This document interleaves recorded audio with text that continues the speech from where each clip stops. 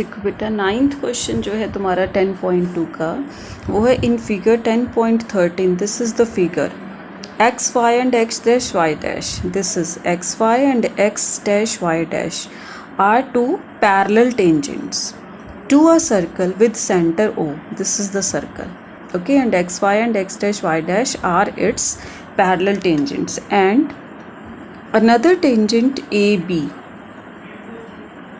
with point of contact C intersecting xy at A and x dash y dash at B.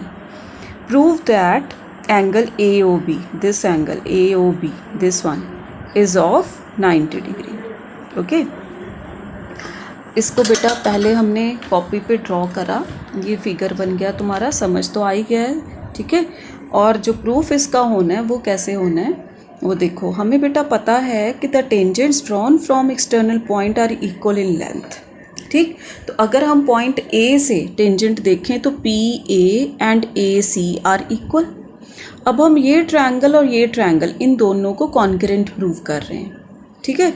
हमने triangle लिया A P O and A सी ओ, ठीक है।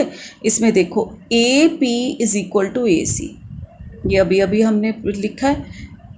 O C और O P दोनों equal, क्यों equal? क्योंकि same circle के radius हैं और ओ ए दोनों की कॉमन साइड है। तो ये दोनों ट्रायंगल जो हो गए कॉन्करेंट हो गए बाय एसएसएस क्राइटेरिया, ठीक है। ये देखो ये हमने यहाँ लिख लिया कि A P is equal to A C, अभी हमने यहाँ लिखा है, और O A is equal to O A common, O P is equal to O C radii of circle. तो ये दोनों ट्रायंगल कॉन्करेंट हो गए by S S S criteria, ठीक है।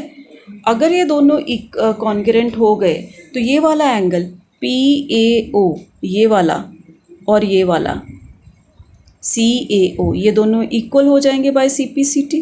और अगर हम angle P A C find out करना चाहें तो वो दिस प्लस दिस दोनों एंगल को ऐड करके होगा, दोनों इक्वल हैं। तो हम क्या कर सकते हैं, ये सी पी सी टी से इक्वल हो गया। अब हमने angle P A C is equal to angle P A O plus C A O, है ना। हमने पी ए ओ की जगह भी सी ए ओ लिख दिया, तो ये 2 सी ए ओ हो गया, ठीक। इसी तरह से हम क्या कर सकते हैं, हम इन दोनों ट्रायंगल को भी कॉन्करेंट प्रूव कर सकते हैं। और ये वाला एंगल जो है हमारा, ये वाला कंप्लीट एंगल, ये भी किसके इक्वल हो जाएगा, मतलब कौन सा angle, C B Q is equal to 2 angle C B O, ठीक है। उसी तरह से जैसे यहाँ पे हमने ये एंगल प्रूव करा है ना, पी ए सी किसके इक्वल हो गया, 2 सी ए ओ। ऐसे ही ये वाला जो एंगल होगा सी बी क्यू, ये किसके इक्वल हो जाएगा, 2 सी बी ओ, ओके। अब तुम्हें दिया था कि ये दोनों जो साइड्स हैं, ये दोनों टेंजेंट है एक्स वाई और एक्स डैश वाई डैश, ये दोनों पैरेलल हैं। अगर हम ये ट्रांसवर्सल ले लें तो ये वाला कंप्लीट एंगल और ये वाला कंप्लीट एंगल, ये को इंटीरियर एंगल हो गए, ट्रांसवर्सल के दोनों एक ही तरफ हैं। इन दोनों का सम कितना हो गया, 180 डिग्री।